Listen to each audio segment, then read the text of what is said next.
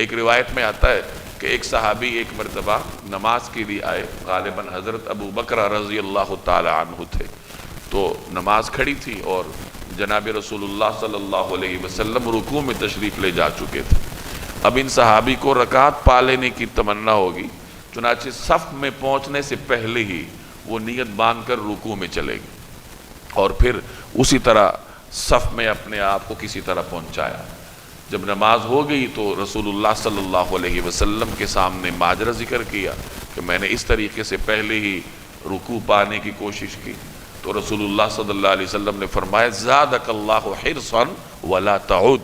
اللہ تعالیٰ تمہاری اس تمنا میں اضافہ کرے لیکن دوبارہ ایسا نہ کرنا، یعنی تم نے نماز کو پا لینے کی تمنا کی تو اللہ تمہاری اس تمنا میں اور اضافہ کرے، لیکن یہ طریقہ کار ٹھیک نہیں ہے کہ آدمی اس طریقے سے جلدی میں نماز میں شامل رہتا ہے۔ تو یہاں نماز میں جب بھی آدمی شامل ہو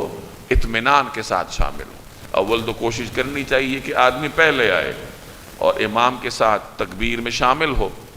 یہی افضل ہے،